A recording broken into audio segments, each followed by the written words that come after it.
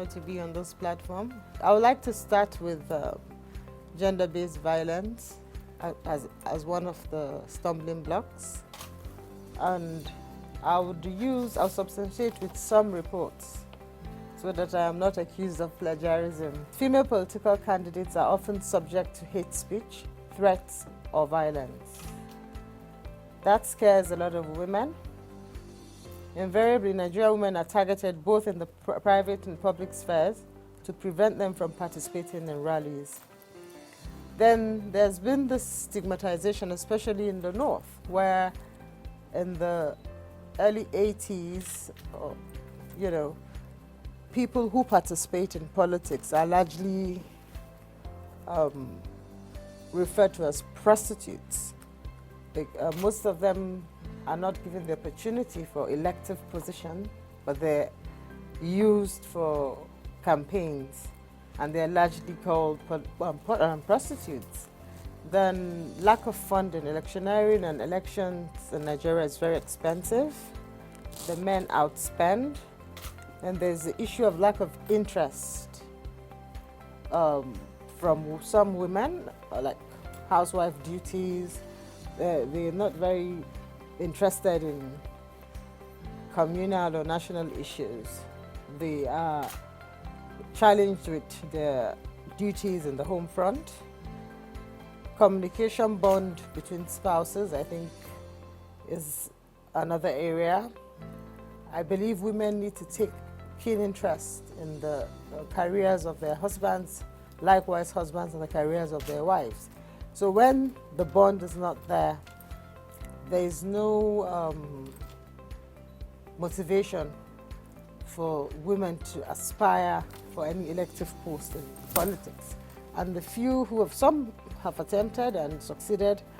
In this election, it was surprising to see that there's just only one woman. But prior to that, even in states like Kano, we had women who were in parliament, both on the state level and on the national level. The recent election, that it was very heated, and as a result of that, we have what you call one or two representatives. Then there's this issue of corrupt and patronage based on political system. Then advocating for affirmative action from states, hoping our state governors would give women special quotas for elective positions. Then the issues of local and regional differences. Local and regional within the same north, the northwest, northeast, but regional differences and local. So that comes up during elections, and then all the hate speech and all of that, I think, is a factor why women either don't make it even if they attempt, or decline to attempt. Then the patronage of political parties, having an enabling platform, and then poverty is another great issue, impoverished women who want to see change but don't have an enabling environment or vehicle that they can attempt and try. Things have changed. So you're talking about the National Assembly having one or two, but on the state level, there are a couple of northern states that I would say have done very well, agenda friendly. They've given women loads of portfolios in their governance. Then we have the issue of religion, but I think the issue of religion is misrepresented because I am a Muslim, I'm from the north. Islam does not infringe on the rights of women. There's a strong hadith and surahs that emphasizes that women, men, we're all human beings first. We're equal, and then I'd say the issue of funding, that is key. Political patronage. I believe if we have a Nigerian Women's Trust Fund that can support women, because there's so many black NGOs, and platforms that have been doing trainings for women, inclusion in politics in the North, women empowerment for the skills in the North. But like I said, women are generally outspent. And gender-based violence is another issue. Women are assaulted. Women are assaulted when they are vying for positions. They are assaulted badly, the way you won't even assault a man, you know, and eventually they don't make it. So that fear scares a lot of others. And the dirtiness in politics. Now, okay, globally, there are talks on affirmative actions. The AU and the UN, the AU and the ECOWAS, they're talking about quotas as well. And if you look at the entire affirmative action, federal government of Nigeria is talking about affirmation as well, but we have 7 ministers out of 43, you know. I think if the state governors would look at competent women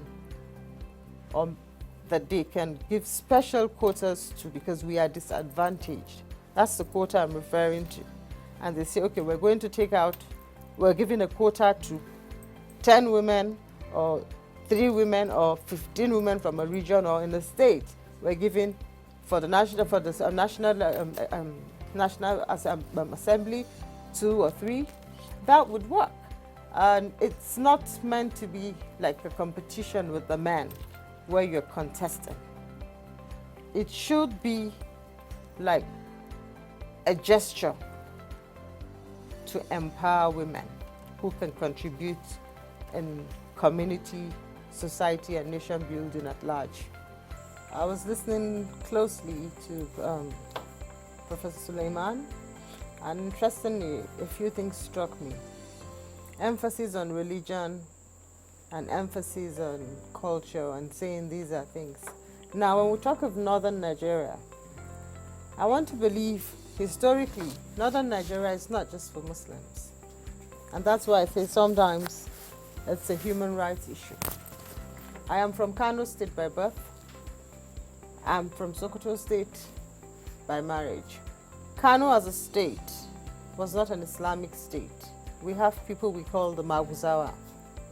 Are we infringing on their fundamental human rights by not giving them an enabling environment to be and thrive? That is one example. The issue of mixing culture and religion. Like he said, we must keep engaging the clerics. Clerics have been engaged. A woman from Kano State might decide to run, and they will tell you she's in Bamago's Yachi. That means the local government area she comes from is the Christian minority of the north. Interestingly, Kaduna State Governor changed the charter school when he contested with a female candidate and they won. Now, I do not see, perhaps I'm knowledgeable enough, but I have not read anywhere in any of the constitutions we operate, be it the 79 or 99, pending when we have an amendment and review, where leading of prayers is a criteria to elective offices. I don't think any executive governor, with due respect, was voted in to lead people in prayers. I think anybody can lead prayers. So for me, I find that narrative a bit prejudiced. Then Dr. Bugaji talked about his wife, very learned and a politician who has attempted so many times. Her life was attempted at some point in Katsina. As we speak, she's having a fracas with the current governor of my state, Kano State, Dr. Umar Abdullahi Ganduje. And these are the intimidations that we're talking about. Moral decadence. Yes, name callings and all of that. The educated ones really don't think too much about it because they know who they are. But it leads to divorce. We have the highest case of divorce in the north. And some of this are because of these reasons. Women being suppressed, their dreams being killed, and they take decisions and walk away, even if they're not going to contest. So suppression of rights. And that notion of saying Northern Nigeria, I am a proud Muslim woman, and I try and I hope I can abide by the ethics of my religion, and to some extent conform to the values of my culture, and those that should be discarded, I think it should be discarded. Then we have the issue of feudal lords. The feudal lords, that is the monarchy here in reference with due respect, they play a crucial role. Their endorsement, their support is key. That is how it has always been, and that is how perhaps it will be. So only when there's a benevolent leadership and synergy can women be supported in the north. I like the lady who attempted from Plateau. Plateau is in northern Nigeria, and she's a Christian. She faced challenges. I'm not sure if their pastors are telling them the same thing, that you can't be governor or deputy governor, and if your governor dies, you lead for prayers. As a Muslim, I find it very offensive when we use, or some of our elites use such words, because I don't think being in governance or being in any elective position is to come and lead people in prayer. Spirituality is an individual thing, religion is an individual thing, and it's a human right. Islam advocates that. Islam gives room for free will, and Islam empowers. It does not subjugate the rights of any human being, but it emphasizes on submissiveness and all the duties that we are supposed to do for our spouses, and likewise, i.e. even cooking. It's a choice. Islam is not mandatory for a Muslim woman to cook for her husband. It's a cultural thing. Religiously, you have a choice. But these are there's a mix between how they interpret religion and culture, and we must factor that issue of northern Nigeria is just not Muslim Nigeria. It's northern Nigeria. There's Taraba. They're all regions. So women should really have an enabling platform. Then moral decadence. Married women, respected women would contest for positions. It's not how you dress, but the character in you. And at times, many a times, men try to molest them to succumb into their whatever to get what they think you want. So they put people in very funny positions, and I think that's an important conversation that we need to talk about. Women have been coming together to work, to speak on all these issues, and then some women as well compromise the women folk. So it all depends. It's all about money, electioneering being expensive, greed, so perhaps ego and envy, all of that we have. But then we have competent people, and so we should just push for quota, and when we push for quota, and that works. I'll give another example of in our lawmaking. There was a time in Kano, the Christian chief judge, Patricia, during I think it was Governor Kwankwaso's time, he made her become the chief judge of the state against all odds, because she is a northerner. Now, these are things that I think we need to reorient ourselves and address this issue of social thinking. Somebody, Dr. Bugaje mentioned Sokoto, and he educated us very well on the struggle and the rights of women, the Nana Asmau era, and then like the Kano model of politics, the old model of the NEPU agenda. The NEPO agenda by the late Mala Aminu Kano.